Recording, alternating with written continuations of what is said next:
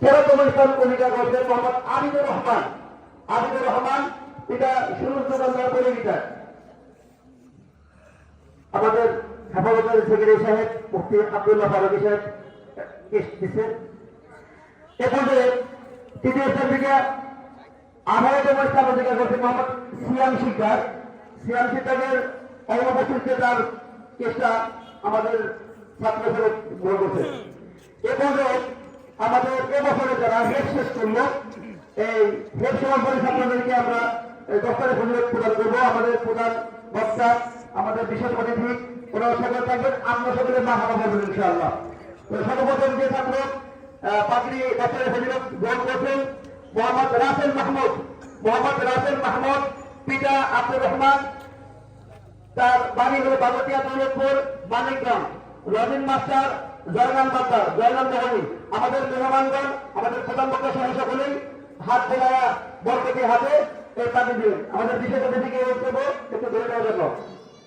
দ্বিতীয় যে ছাত্ররা আমাদের মাঝে থেকে পানি দিচ্ছেন মোহাম্মদ আনিসুর রহমান।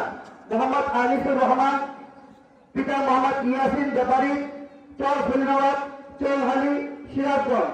এই ছাত্ররা খানা খাইছে আমাদের মুরব্বী জনাব বদরুদ্দিন শেখ। বদরুদ্দিন শেখের বাড়িতে খানা খেয়ে এবার শেষ করলো।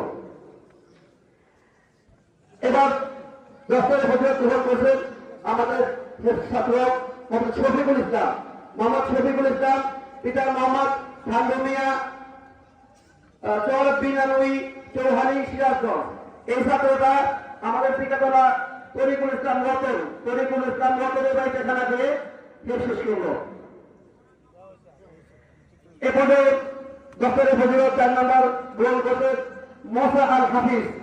মোসা আল হাফিজ পিতা মোহাম্মদ মুস্তাক শেখ। মুস্তাক শেখ ফরিদাবাদ নাগরপুর টাঙ্গাইল। এই ছেলেটা দীর্ঘদিন আমাদের দিল্লার খানের বাড়িতে খানা খাইছে। এখন তারা অসুস্থ হওয়ার কারণে আমাদের মাদ্রাসা বলিয়ে খানা খাচ্ছে।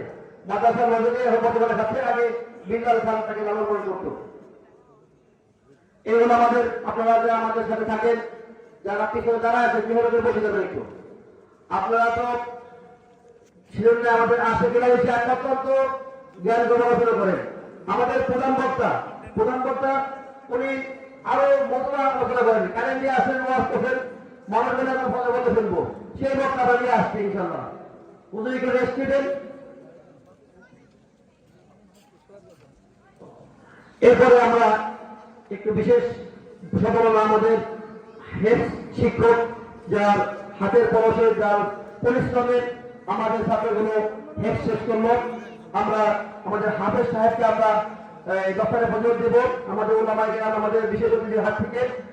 হুজুরের নাম হযরত হাফেজ গোলাম রাব্বি। অত্যন্ত মেহনতি পরিশ্রমী।